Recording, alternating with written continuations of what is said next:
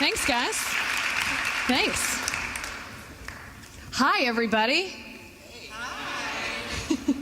In unison, it feels like church. I want to tell you a story. Once upon a time, a farmer gave each of his 3 sons a baby mule and a plot of land.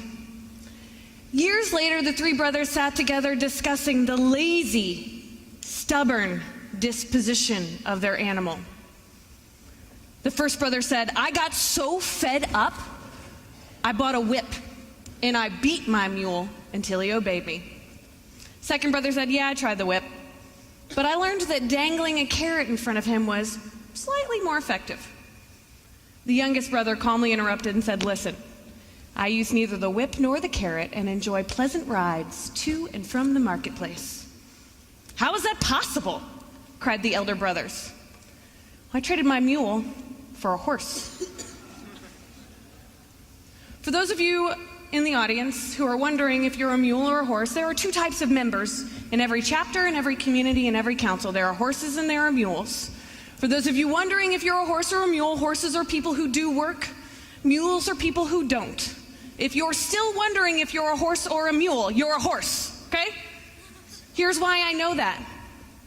You came to a leadership conference on a weekend in Indiana in January. That's not sexy at all, you guys. People who choose to do those things are horses. People who make excuses for why they can't be here are probably a mule. Horses, I want to tell you a story about yourselves. You went to college. Congratulations, you went to college. And you knew you wanted to be involved. You weren't really sure what you were going to do or how you were going to get involved, but you knew you wanted to be a part of something where you could be a leader, where you could make the world better, where you could be a part of something bigger than yourself, where you could create change. You weren't necessarily sure what you were going to get involved in or how, but you ended up finding fraternity or sorority, maybe on purpose, maybe on accident. And your organizations and your communities immediately recognized your leadership ability and gave you what we call positional authority. President, VP operations, VP recruitment, VP standards, those positions of power in our organizations, perceived power. And on the day you were elected, you were super excited. You're like, yes, I just got promoted into leadership. And then you woke up the day after the election and checked your email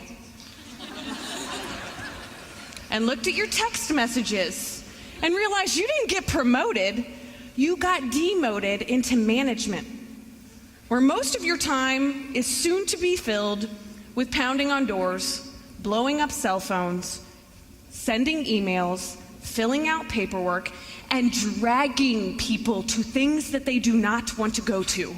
If that is a day in your life, just go, Here's the problem. We're wasting a whole lot of time, and we have forever wasted so much time carrot and sticking our members. We beg them and we bribe them to do the things that they're already supposed to do with rewards like Greek Week points and pizza parties. Or we hold them accountable and we make things mandatory. And then they show up and they're angry and they sit in the back of the room on their cell phones. Some of you are like, oh man, she's talking to me. We've gotten really good at waiting for the world to change, at waiting for the people who don't care to care, at trying to change people's minds and get everybody on the bus before we leave the station, and hoping and praying and wishing that people would change and that people's minds would change, and they just don't. We spend so much time pushing our mules. Do you know what happens when you push a mule? They push back, right? And if you keep pushing on them, You get kicked in the face. Some of you are going to get super good at getting kicked in the face, because you'll go back to the same chapter or the same officer or the same group of people and ask them to do the same things over and over and over again, and you keep getting kicked in the face. We've got to stop waiting for the world to change. Because if we keep pushing mules, the only thing that we are going to achieve at the end of your term is burning out your other officers. So what we need to do, instead of pushing our mules, waiting for the people who don't care to care, hoping that people will just show up because they want to, and gather our horses and get to work. Here's what I mean by that. There are people in your community that already care. There are people in your community that are already on the bus. There are people in your community that already want to get to work. Gather those people together and get to work. Stop waiting to get everybody on the bus and just get to work. You don't need everybody to help.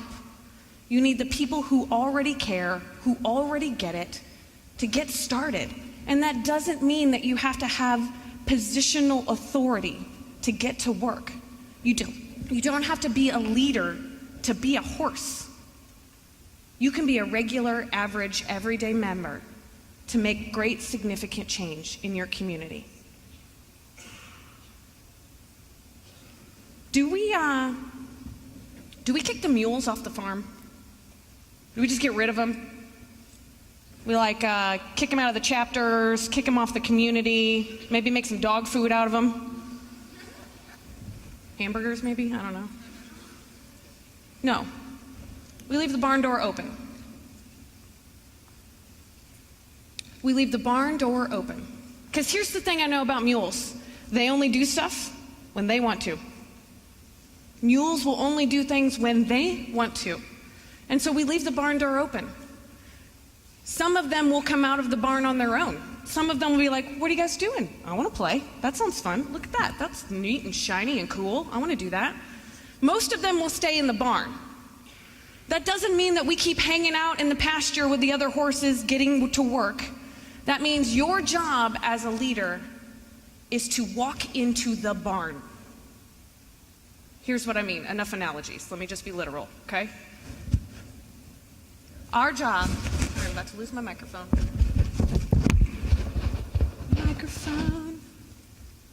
Our job as leaders is to build relationships with the people who are mules. Because that's the only way you can turn a mule into a horse, is to build a relationship with them. Is to walk into the barn and reach out your hand and make them your friend. Because your ability to lead is greatly defined by your ability to connect. Your ability to make change in your community, your ability to make things happen, your ability to gather more horses and turn mules into horses is greatly defined by your ability to connect with the people in your community, the people in your chapters, the people that your council represents. I'm not suggesting, however, that we should hold some more roundtables or that we should put a committee together. That's a bad idea. Some of you are like, oh man, I like committees. No, stop it.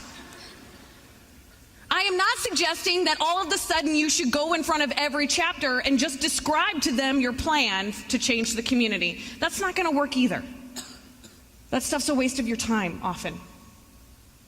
The stuff that is worth your time is building relationships with your biggest naysayers. The people who are your strongest opponents.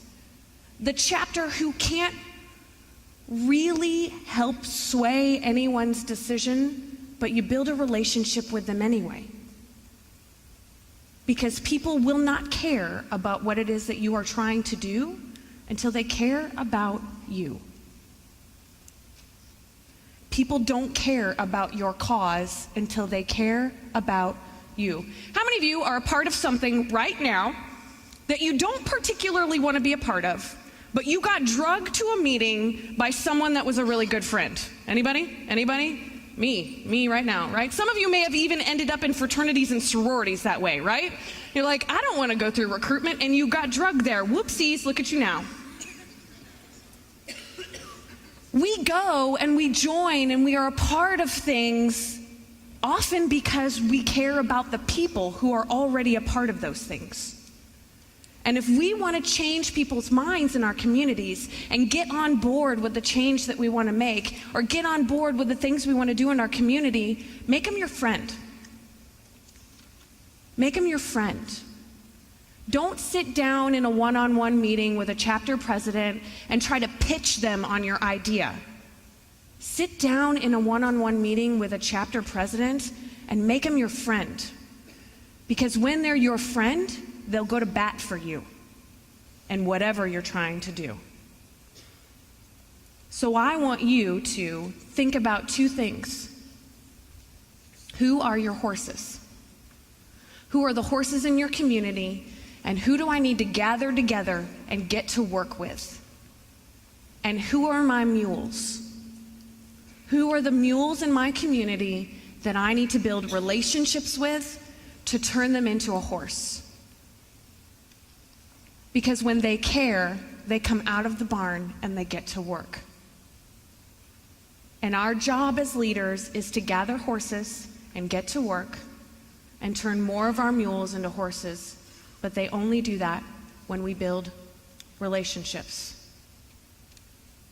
So as you leave, I want you to think about, give me 5 horses. Who are 5 horses in your community? It doesn't count if they're on your executive committee, on your council. I want you to pick 5 people that are not on your council that are your horses.